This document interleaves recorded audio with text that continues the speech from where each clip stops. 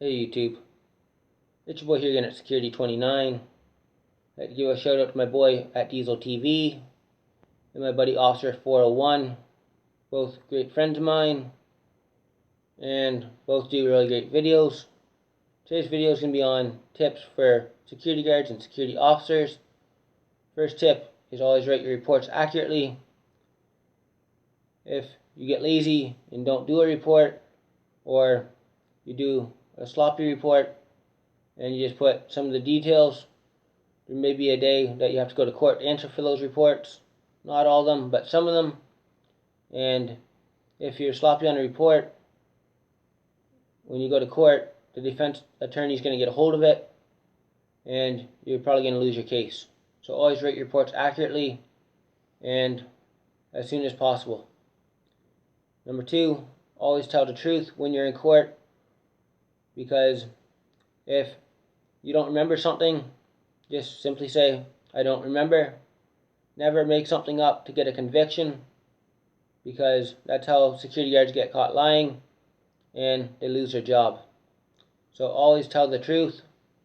If you make a mistake at work or something like that, just own up to it.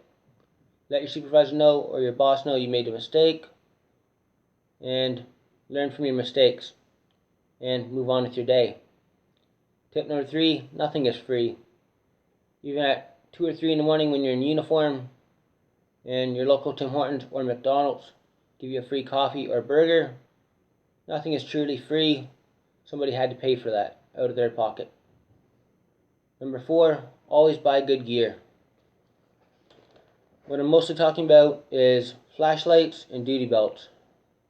You want to buy a flashlight with at least 700 lumens so you can see around in dark, empty rooms, or when it's really dark out at night, you can at least see a decent distance. So always buy a good flashlight with at least 700 lumens, something that's going to last you for a while, preferably a rechargeable flashlight. If you buy a dollar store flashlight, you're not going to have the lumens that you need. Anything will probably wear out within 2 or 3 months. So you're just going to buy another cheap, crappy flashlight. And your duty belt, you don't want a cheap leather duty belt that doesn't really hold up very well. You want something decent like this off-duty belt that I wear, preferably in black. That's what most companies recommend you getting, is black to go with their uniform. You can pull on this thing super hard and it won't let go. You push these clips towards each other and it releases, and a good tight grip again. Plus, just by pulling up here, you can tighten it or loosen it while you're on duty to adjust it for your gear, or if you just ate a big meal. So always get a good duty belt and a good flashlight. Tip number four, always be fair to people. So even if they're calling you names or whatever, don't take it personal.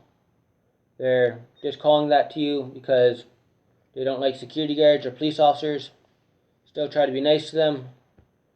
There's times to be strict, but always try to be fair and give people the benefit of the doubt if you can. And last but not least, never expect new duty gear. If you expect new duty gear, you probably won't get it from your company. You'll get hand-me-down gear like coats and shirts from your company that's went out to war before, just like all the veterans had to do when they first started out. So you do have to take the coat, shirts, and pants they give you. Don't worry about it, just take it and don't complain. And if they offer you a belt or a flashlight, I'd recommend just buying your own. Then you know you got a brand new belt and you can pick your style. Most companies will want black, like I mentioned.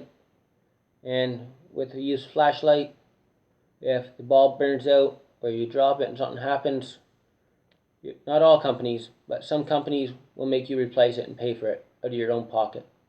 So I'd recommend getting your own flashlight and your own duty belt.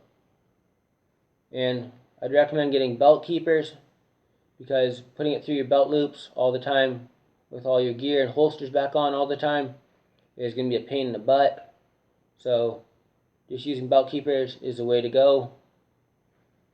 And last but not least, always be good to people. Even if they're not being good to you, try to be good to them, because you may think nobody's watching, but there's always somebody watching. So always be good to people. But until next time, stay safe, take care of each other, get some good first aid training and security training, and peace out. It's been your boy here at Security 29. May God bless.